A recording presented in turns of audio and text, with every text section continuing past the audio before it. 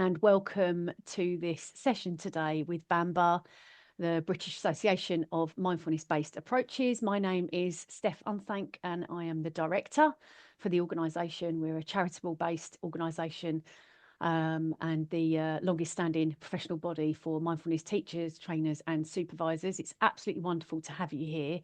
We're really pleased actually to be bringing this session to our members, but to the broader field, because a lot of our events, if not actually, I'd say the majority of our events are usually positioned from the perspective of insight. So we listen to what it is that our members and those that are engaged with our work are looking for in terms of support and ongoing continuous professional development. And we do our best to try to answer to those needs. And more recently, in the later part of 2025, we heard from our community that it would be really useful to learn more about the types of insurances that are available for mindfulness teachers and to get some specialists in to talk about that subject, because it can be a bit of a minefield for many of us.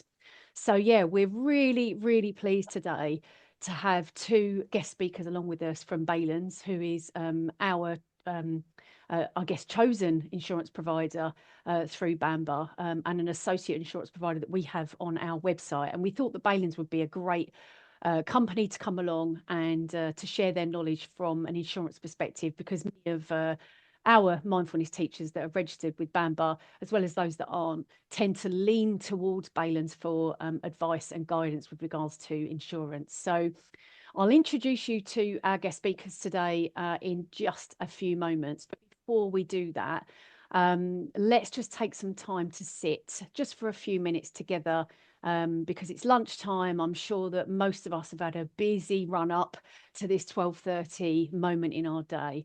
So let's just take some time together just to sit. So just finding a posture or position in your body that feels comfortable for you, and just taking the opportunity to shuffle about a bit in your seat if you're seated. If you're standing, then maybe just grounding yourself into the floor with your feet hip distance apart if that feels okay, and just placing your hands somewhere that feels supportive and comfortable, maybe in the lap or on the legs. And if it is okay for you, and if it feels comfortable to do so, you're very welcome and invited to either soften your gaze or close your eyes. But if that isn't comfortable for you, then by all means, just choosing a posture and a position and a way to be that is suitable for you and supportive.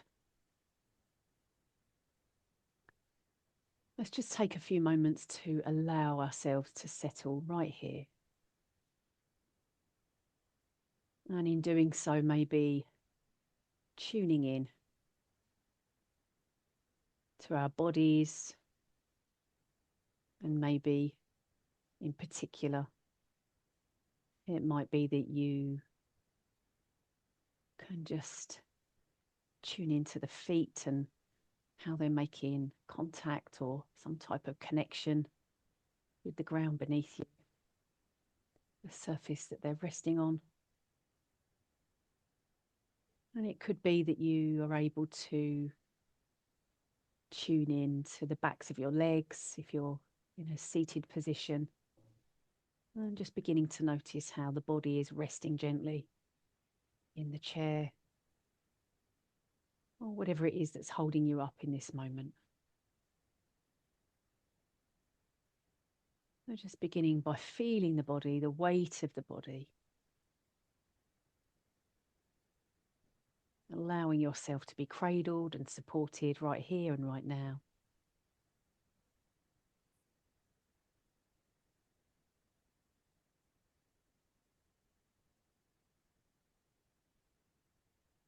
Maybe allowing the mind to just gently drop into the body.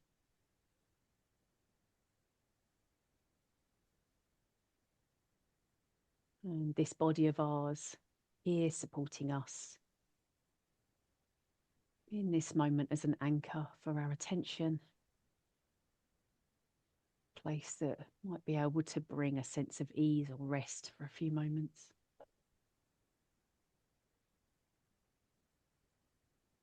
Maybe sensing through the toes, the balls of feet,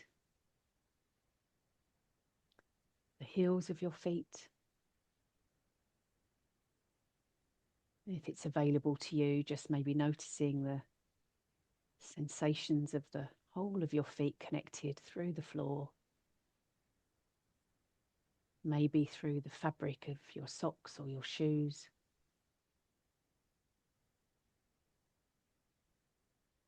But just nurturing this sense of gentle awareness.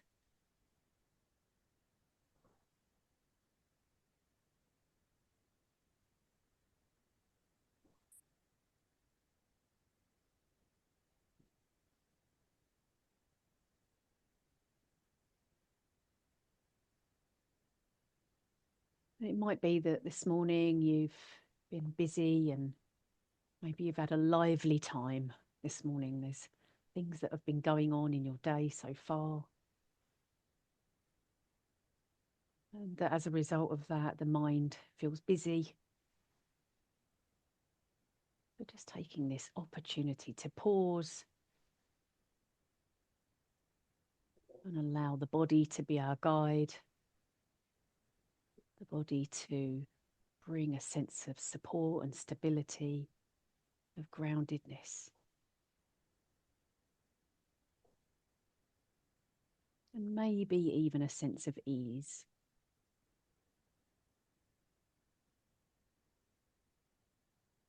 Gently allowing the mind to wander up through the shins and the backs of the calves, into the knees, and then landing slowly and gently on the backs of your legs, the sitting bones, and just connecting with your seat.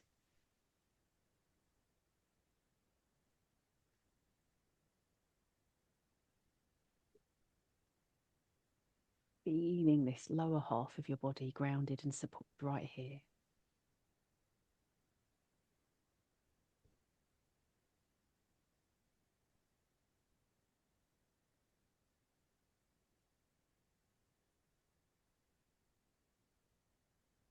Sensing into the body.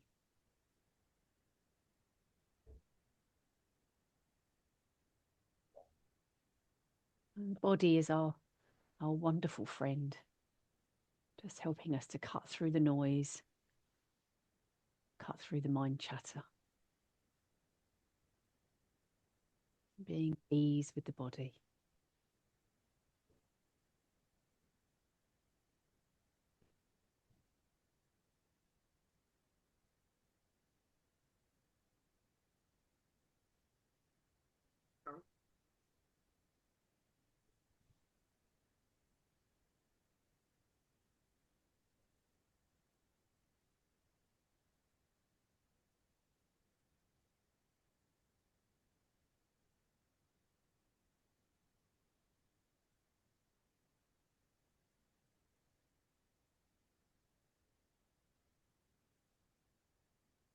Now, final check-in, the weight of the body in the chair. This sense of groundedness. And as we come to the end and we maybe shift our awareness towards our intention of this session today, if your eyes are closed, just blinking them open gently. Maybe taking in the view around you, looking around the room, maybe just taking the opportunity to roll the shoulders if that feels comfortable, or shaking the hands and just settling the body down for the time that we have together ahead. Good. Okay, well, look, firstly, just thank you everybody for being here. We are, as always, very happy and welcome to all of you to allow us to hold this space for you, our Bamba members or our friends and engaged colleagues in the work that we do here. I'm going to hand the session over to two of our specialist colleagues from Balens, Annie Taberner and Katie Thomas. And as they work through this session, they have some information that they're going to share with us and then create a space for Q&A. You'll be pleased to know there'll be plenty of opportunity to ask questions. And we would also encourage you to maybe notice as your questions arise throughout the session, either make a note of them, or if you want to, pop them into the chat.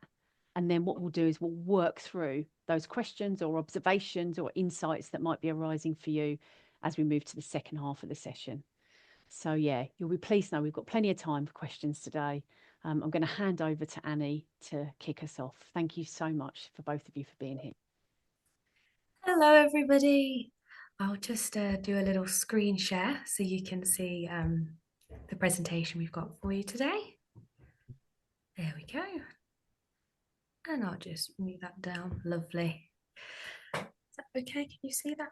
There we go.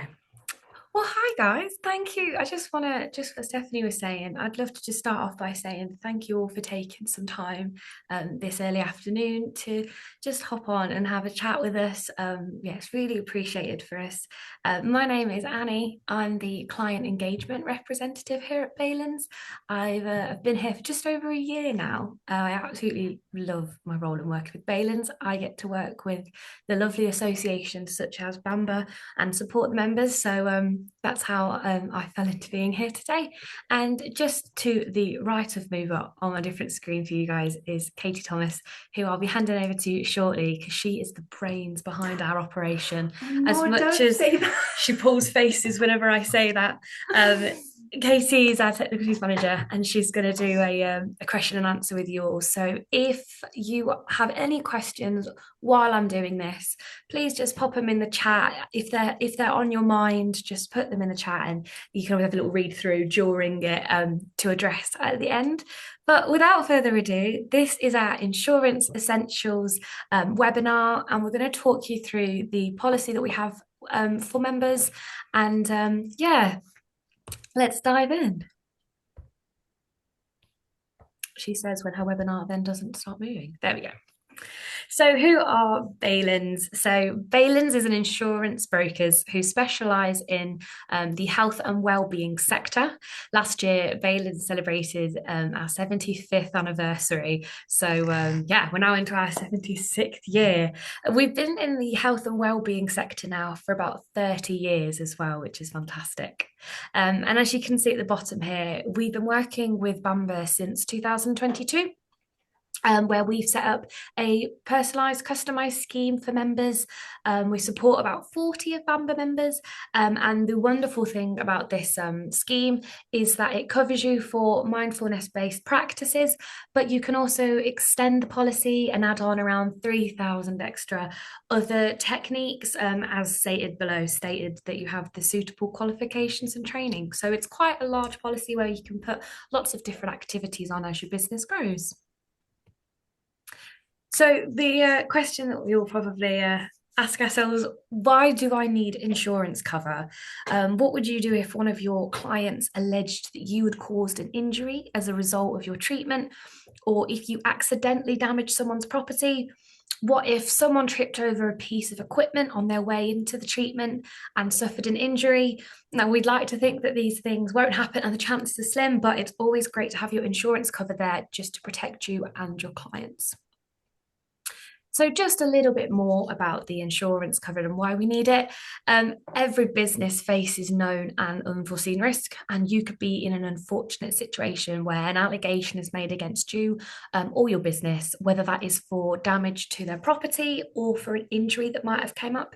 And as a professional, you just want to ensure that you protect your practice, and you're also protecting your clients. You want to make sure they're taken care of if anything does go wrong. And if you are faced with a claim, you want to know that you are protected and supported. So here at Balens, obviously I've stated that we specialise in this, the health and wellbeing sector, but we have a wonderful in-house claims team who can provide guidance and support out through the whole process, which I think is a real gem. So it's nice that you're supported and they can ask questions. Sorry, you can ask questions because it can be quite a daunting experience. So what we're going to do now is we have 3 different types of cover available on this scheme, and they're all included in one package, and we're just going to talk you through what each one of these liability means, and then we've put together an example within this field so that you can see how it may play out in the aspects of a claim. So we're going to start off with professional liability and malpractice. So the Balens policy covers for allegations made against you for breaches of professional duty. This can be caused by negligence and error or omission. The policy provides protection against allegations of physical or mental injury as a result of a treatment provided. So this means that your professional liability is for anything that is linked directly to the treatment. Now, this could be an allegation that the treatment you provided has caused a physical injury, or it may have made something that was already existing worse. You could face an allegation that the advice or aftercare has led to an injury as well. So what we're going to do now is we're going to look at an example of how the professional liability and malpractice policy may come into play for a mindfulness practitioner. So I just have to be clear, this is a hypothetical claim. So this is just an example of how it may play out in that field. So if we just look at the scenario here, we've got a new client attends their first session with a mindfulness practitioner. Now, during the appointment, the client explains that they have a history of anxiety, difficulty in managing stress, and previous mental health issues. The practitioner takes background information, they run the session for stress induced, and they agree a plan for future sessions. The client appears satisfied and they leave without raising a concern. The practitioner documents the client's pre-existing conditions, and they also document what techniques were used in that session. So what happens next? So a few weeks later, the practitioner receives a solicitor's letter that alleges that following the session, they received a relapse of their mental health condition, and they are claiming that the therapist triggered this. The letter of the claim states that the treatment was not adapted to their mental health problems and that the practitioner did not provide adequate support for the session. And this has then resulted in that client having to take some time off work.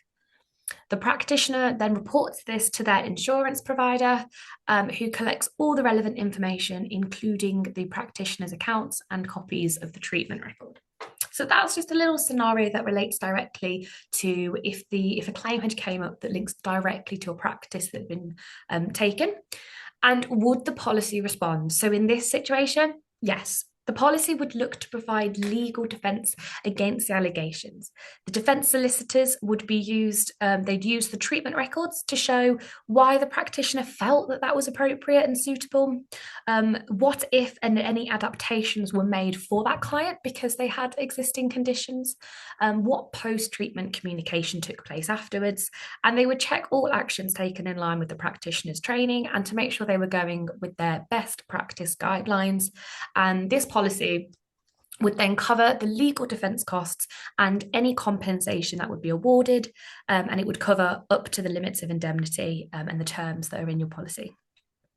So that's the first one out of our three. That is professional liability, and just a little example of how that may come into play. The next one we have is public liability. So, as a health and wellbeing professional, you could fall subject to an allegation that you are legally responsible for causing harm or injury or damage to somebody that is not directly linked to the provision of a treatment. So, the first one was when it was linked to the treatment. Public covers it from anything outside that scope. So, this could be a claim that someone's injured themselves while entering your treatment room, or that you have caused damage to the property during a visit to the treatment. So in this scenario, the policy would cover for the defence costs against the allocation and would also pay any compensation awarded to the third party. So just like the first one, we're going to do a little bit of an example to say how the public liability would cover for a mindfulness practitioner. And I do have to say again, this is just a hypothetical claim. So in this scenario, a mindfulness practitioner is treating in a client's own home. The therapist leaves their treatment bag open in the hallway, and the owner later walks through the hallway, trips over the bag, falls, and injures their wrist. So what would happen next? The owner does require medical treatment and is signed off for work for a short period. They bring the claim against the practitioner, alleging that the bag was left in an unsafe place and has caused the accident. So would the policy respond? Yes. The claim is reported to the insurer under the public liability section of the policy. The insurer investigates and concludes that the therapist was partially responsible for the incident, and the policy responds to the owner's injury claim and any associated legal costs. So those are the public and professional. We're going to move on now to the final part of the policy included, which is products liability. So, as a practitioner, we understand that recommending and selling products may be part of the business. So, the policy does include products liability cover, which will protect you if you are legally liable for injury or damage caused by a defective product, even when you are not responsible for manufacturing the product. So in this scenario, the policy will cover you for any defence costs or allegations up to the priority limits. So again, this is a hypothetical claim, just to give you an example. A mindfulness practitioner sells sensory and calming products alongside their session. This includes stress balls or essential oils, calming sprays. The practitioner does not manufacture these products, but they do add their own branding and take payment for this. The products are labelled with the ingredients and any allergens. So one spray includes jasmine, but this has been accidentally left off the ingredients list, and a client has bought the spray and then has later developed a rash due to an allergic reaction they've had to the jasmine oil. So what would happen next? The injured client brings a formal claim against the mindfulness practitioner as the person in the supply chain who has sold them the product, and on checking its confirmation that the manufacturer failed to list that there was jasmine oil on the ingredients list. But however, because the practitioner sold and branded the product, this does mean that they can still be held liable. So would the policy respond? Yes. The claim is reported to the insurer under the public liability section in their policy. The insurer then investigates and confirms that the product was faulty due to the incorrect labelling. Although the practitioner did not manufacture the product, they are found liable because of the role in the supply chain. But in this situation, the insurer would typically pay the claim and would seek to recover their outlay of the product manufacturer. So those are our little examples for the professional liability, product liability, and the public liability. So we're just going to do a little overview of some of the extra benefits and key features that are part of the Balens policy. So the cover includes a legal expenses package. This is for any defence costs relating to criminal allegations, in addition to tax protection and legal and counselling helplines as well. The Balens policy includes loss of reputation cover, cover for temporary trips abroad. This is included with no time limit. It's including cover for online consultations. It also includes cover for teaching workshops and demonstrating. It also includes additional cover if you are providing for certificates and qualifications. Oh, sorry, that is additional cover required if you are. That's key. I should definitely get that right. It also covers for working alongside children. It also covers for student work and the flexible cover as your business grows. So at the beginning of this talk, I said that Balens have around 3,000 different techniques on our books. So you can add on any of these to your policy anytime. And so as your business grows, your policy can grow with it. So one thing that we find at Balens, people fondly ask questions about that we'd like to go into is record keeping. And so we're going to do a little bit of talking about why are records important to be kept? And then we've also got a little claims example with record keeping as well that we think might be useful today. So they protect you if they protect you and your client if there is ever a claim. They provide evidence of what treatment took place, how you assess the suitability and risk, your clinical reasonings and why you made each decision, what was discussed and agreed with the client, support continually in the care in between sessions, and backup pre-treatment information and post-treatment advice. Your Balens policy includes a condition that makes record keeping a requirement of cover, so you must keep records for every consultation and treatment session for the policy to respond in the event of a claim. So in this next section, we're going to look into some key points to help you make sure that your records meet these policy requirements. So what to record and what activities you practice. You want to make sure that you follow your BAMBA and your training best practice guidelines. And we would recommend including the following, as these are things that can be used in your defence if a claim or allegation is made against you. So the first one being details of the pre-treatment consultations. This is the presenting issue, the relevant medical conditions, medications, allergies, contradictions, the suitability assessment, the risk considerations, and of course, informed consent. So whether it was obtained and how consent was obtained. Then we've got the treatment and the session plan. So, what activities took place and what treatments were planned, any modifications or adjustments that may have been made for that client, the rationale behind key decisions, and then the pre and post session information or advice that was given. The session details, the date and the time of the appointment, the client's response and the outcome, and then any events that might have taken place during the session. And last but not least, the testing and safeguarding. This might not, of course, be relevant for all industries, but if there were any patch testings, then that would need to be kept on the record keeping as well.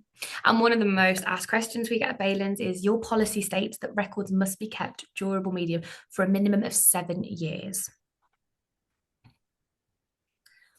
So a little example we've got for you on what good patient records look like and in support of your defence. So a client alleges that a mindfulness session made their mental health condition worse, and they've bringed a potential complaint that the practitioner, I'll rephrase that. They have brought in a complaint, but the practitioner has kept clear dated records, including the intake form, screening notes, emails, session plans, and brief notes of the discussion about risks and boundaries. So this would then make sure that the insurer may respond. In this scenario, the records form an important part of the evidence that they show that the pre-treatment assessment was completed, the history was taken, there was no relevant contradictions that were disclosed, there was a risk assessment and a brief treatment plan documented. It then said that the time and the date and the record of the session and the aftercare that was recorded as well, including monitoring advice, workload adjustments, and recommending to seek further advice.